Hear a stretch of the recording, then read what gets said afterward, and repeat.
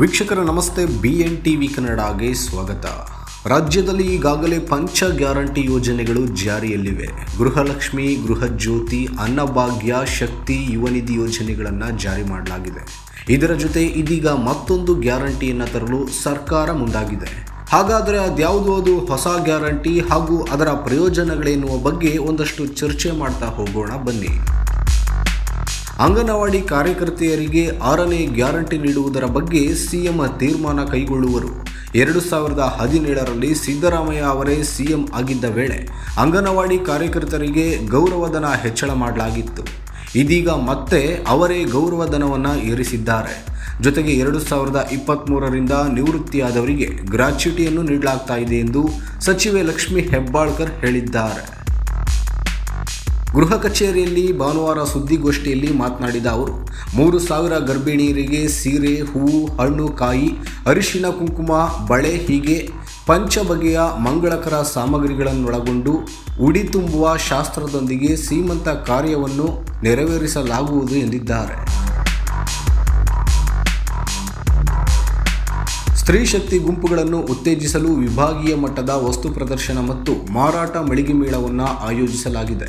ಬೆಳಗಾವಿ, ಹಾವೇರಿ, ಬಾಗಲಕೋಟೆ, ವಿಜಯಪುರ, ಕಾರವಾರ, ಗದಗ ಹಾಗೂ ಧಾರವಾಡ ಹೀಗೆ 7 ಜಿಲ್ಲೆಗಳ ಸ್ತ್ರೀ ಶಕ್ತಿ ಗುಂಪುಗಳ ಸದಸ್ಯರು ಮತ್ತು ಜಿಲ್ಲಾ ಪಂಚಾಯತ್ NRLM ನಡಿ ಸ್ತ್ರೀ ಶಕ್ತಿ ಗುಂಪುಗಳು ಪಾಲ್ಗೊಂಡಿದ್ದರು. ಸದರಿ ಮಳಿಗೆಗಳಲ್ಲಿ ವಿವಿಧ ಕರಕುಶಲ ವಸ್ತುಗಳ ಪ್ರದರ್ಶನ, ಬಟ್ಟೆ ವ್ಯಾಪಾರ, ತಿಂಡಿ ತಿನಿಸುಗಳ ವ್ಯಾಪಾರ, ಲಂಬಾಣಿ ಉಡುಪು, ಬಿದಿರಿನಿಂದ ತಯಾರಿಸಿದ ವಸ್ತುಗಳು, ವಿವಿಧ ರೀತಿಯ ಬ್ಯಾಗ್ಗಳು ಇತ್ಯಾದಿ ವಸ್ತುಗಳನ್ನು ಪ್ರದರ್ಶಿಸಲಾಯಿತು ಹಾಗೂ ಮಾರಾಟ ಮಾಡಲು ಅವಕಾಶವನ್ನು ಸಹ ಕಲ್ಪಿಸಲಾಗಿದೆ ಎಂದರು. ಬೇಟಿ ಬಚಾವೋ ಬೇಟಿ ಪಡಾವೋ ಕಾರ್ಯಕ್ರಮದಡಿ ಹೆಣ್ಣು ಮಗುವಿನ ಹೆಸರಿನಲ್ಲಿ ಗಿಡವನ್ನು ನೆಡುವ ಕಾರ್ಯಕ್ರಮವನ್ನು ಹಮ್ಮಿಕೊಳ್ಳಲಾಗಿದೆ ಎಂದು ಸಚಿವರು ಸಮಾರಂಭಕ್ಕೆ ಹೆಚ್ಚಿನ ಸಂಖ್ಯೆಯಲ್ಲಿ ಸಾರ್ವಜನಿಕರು ಆಗಮಿಸಬೇಕು ಎಂದು ಮನವಿ ಮಾಡಿದರು. ಬೆಳಗಾವಿ ಗ್ರಾಮೀಣ ಮತಕ್ಷೇತ್ರದಿಂದ 3,000 ಗರ್ಭಿಣಿಯರಿಗೆ ಸಾಮೂಹಿಕವಾಗಿ ಸೀಮಂತ ಕಾರ್ಯಕ್ರಮ ಏರ್ಪಡಿಸಲಾಗಿದೆ. ಮುಂಬರುವ ದಿನಗಳಲ್ಲಿ ರಾಜ್ಯಾದ್ಯಂತ ಈ ಕಾರ್ಯಕ್ರಮವನ್ನು ಏರ್ಪಡಿಸಲಾಗ್ತಾ ಇದ್ದು, ಮೊದಲ ಯತ್ನವಾಗಿ ಬೆಳಗಾವಿ ಗ್ರಾಮೀಣ ಕ್ಷೇತ್ರದಿಂದ ಶುರು ಮಾಡಲಾಗ್ತಾ ಇದೆ.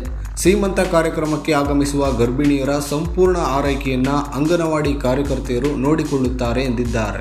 ಈಗಾಗಲೇ ಇರುವ 5 ಗ್ಯಾರಂಟಿಗಳು ಜಾರಿಯಲ್ಲಿವೆ. ಶಕ್ತಿ ಯೋಜನೆಯಡಿಯಲ್ಲಿ ಮಹಿಳೆಯರಿಗೆ ಸಾರಿಗೆ ಬಸ್ಗಳಲ್ಲಿ ಉಚಿತ ಪ್ರಯಾಣಕ್ಕೆ ಅವಕಾಶ ಕಲ್ಪಿಸಿಕೊಡಲಾಗಿದೆ.